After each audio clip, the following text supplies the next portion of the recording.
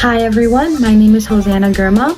Today I'm going to walk you through the Anthem data breach. I'll explain what happened, the fines Anthem had to pay, and which HIPAA rules were broken. I'll also talk about why this matters for people like us who trust healthcare providers with our most sensitive information. And finally, I'll share my own perspective as a consumer and give some ideas on how companies like Anthem can rebuild trust after something like this has occurred.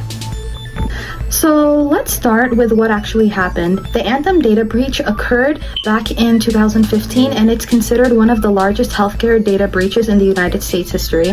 It impacted around 80 million people, which is basically 1 out of 4 Americans at the time, which is huge. How did this happen? Hackers sent phishing emails to Anthem employees. And just to explain that a bit, phishing emails are fake emails that look real, but they trick people into clicking a link or entering their login information. Once the hackers got into the Anthem's network, they were able to move around inside the system. They found weaknesses and eventually they were able to steal really sensitive data, which is bad. The information they stole included names, date of births, social security numbers, and even medical identification numbers. Why is this a big deal, you may ask? Well, this is about if someone has your name, your birthday, and your social security number, they can open accounts in your name, apply for loans, or commit identity theft that might take years to fix. And medical IDs can even be used to get healthcare services under your name, which could mess up your medical records.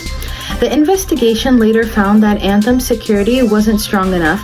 They didn't encrypt sensitive data properly, and they weren't running regular security checks that might have caught these weaknesses earlier.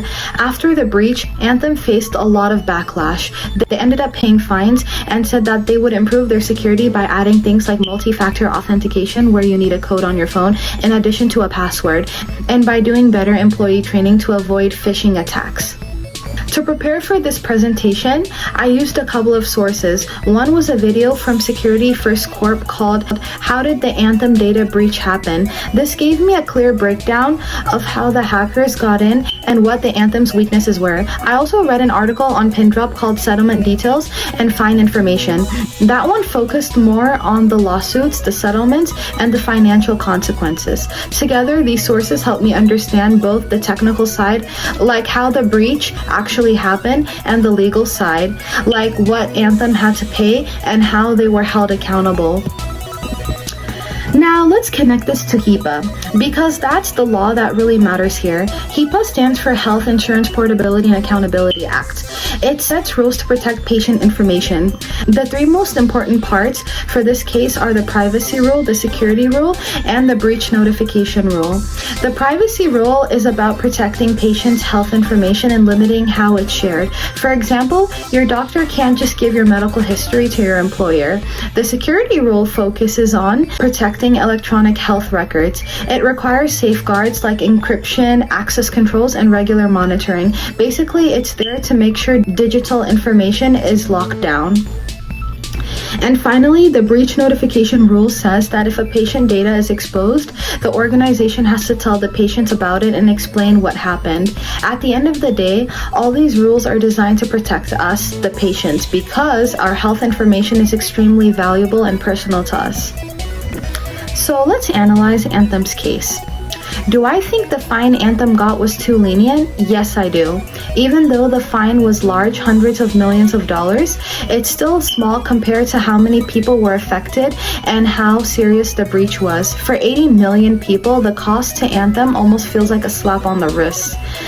Was the payout to customers enough? Honestly, not really. Anthem did provide credit monitoring and some compensation, but here's the problem. Once your social security number is out there, it's out there forever. It's not like a credit card where you can just cancel and get a new one. So while the payout was something, it doesn't truly cover the long-term risks people will face. Which HIPAA rules did Anthem break? They mainly broke the security rule. Their systems weren't secure enough, they weren't encrypting sensitive data, and they didn't have strong enough protections in place. You could also argue that they failed the breach notification rule, because the whole point of that rule is to protect people before something bad happened. And Anthem didn't live up to that responsibility or standards. What could have prevented this breach, you may ask? A lot of things, honestly. Regular security audits would have helped them find weaknesses sooner. Stronger employee training could have prevented someone from falling for a phishing email. Encrypting all sensitive data would have made it harder for hackers to use the information they stole. And finally, multi-factor authentication would have made it harder for attackers to move around inside the system. This breach shows us how much responsibility healthcare companies have. They are not just storing numbers on computer, they are protecting people's identities and medical records. When companies fail, it's not just about the money, it's about the trust. If patients can't trust their healthcare provider to keep their information safe, it can damage the entire relationship between the patient and the healthcare system. If I were personally affected by this breach, I'd be worried. I'd wonder if I could trust my healthcare provider at all. I'd expect them to be transparent, to take responsibility, and to offer strong protections moving forward. It would definitely make me think twice about how much information I share and whether it's being stored safely. So, what should Anthem or any company in this position do to rebuild trust? A few things, actually. 1, they should run regular cybersecurity audits to make sure weaknesses are caught early. 2, they should train employees really well, especially on how to avoid phishing emails. 3, they should encrypt every piece of sensitive information so it's useless if it's stolen. 4, they should require multi-factor authentication for all employees who access sensitive systems. And finally, number 5, they should communicate openly with customers about security and be upfront if something happens again. When companies take these steps, it shows they actually care about protecting patients instead of just reacting after something goes wrong. To wrap things up, the Anthem breach was a huge wake-up call. It showed how damaging a single phishing email can be and why cybersecurity in healthcare is so critical. HIPAA laws exist to protect patients, but they only work if organizations follow them carefully. As consumers, we deserve strong protections, transparency, and quick action when things go wrong. For healthcare providers, it's not just about following the law. It's about earning and keeping the trust of their patients. Thanks for listening, and I hope this gave you a clear picture of what happened with the Anthem breach, why HIPAA matters, and what companies can do to better protect our data in the future. Thank you.